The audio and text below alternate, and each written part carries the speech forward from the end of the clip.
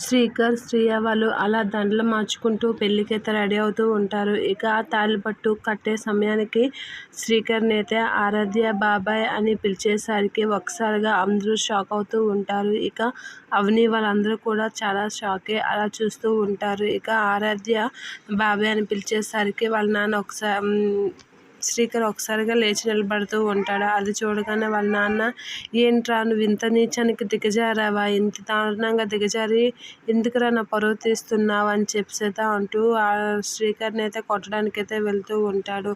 ఇక అందరూ అడ్డుపోయేసరికి అసలు నువ్వేమనుకుంటున్నావురా, పల్లవి మెడలో తాళి కడతానని రెడీ అయ్యి పెళ్లి పందిట్లో నుంచి వెళ్ళిపోయావు, ఇప్పుడేంచి ఇలా చేస్తున్నావు, నువ్వేమనుకుంటున్నావు, నా పరువు తీయడానికే ఉన్నావు, అసలు నీకు ఈ పెళ్ళి ఎలా అవుతుంది అనుకుంటున్నావు అని చెప్పి తన మెడలో దండలు తీసి కింద పడేస్తూ ఉంటాడు. ఇక అది చూసి అవని వాళ్ళైతే ఆడడానికైతే ట్రై చేస్తూ ఉంటారు, కానీ ఏమీ చేయలేక అలా షాకే చూస్తూ ఉంటారు.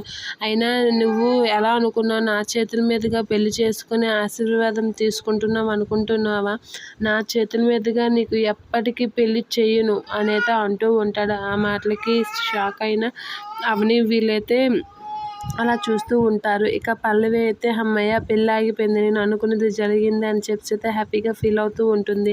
ఇక అవని వాళ్ళ మామయ్య అయితే నానా మాటలు అంటూ ఉంటారు శ్రీకర్, ఇక ఈ రోజు నుంచి నీకు నాకు ఎటువంటి సంబంధం లేదు, అయినా నువ్వు నా చేతుల మీదుగా పెళ్లి చేసుకోవాలనుకున్న నీచానికి దిగజారావు చూడు, అప్పుడు ఇంకా ఇదయ్యావని చెప్పి తిడుతూ అక్కడి నుంచి అయితే వెళ్ళిపోతూ ఉంటాడు శ్రీకర్ వాళ్ళ నాన్న.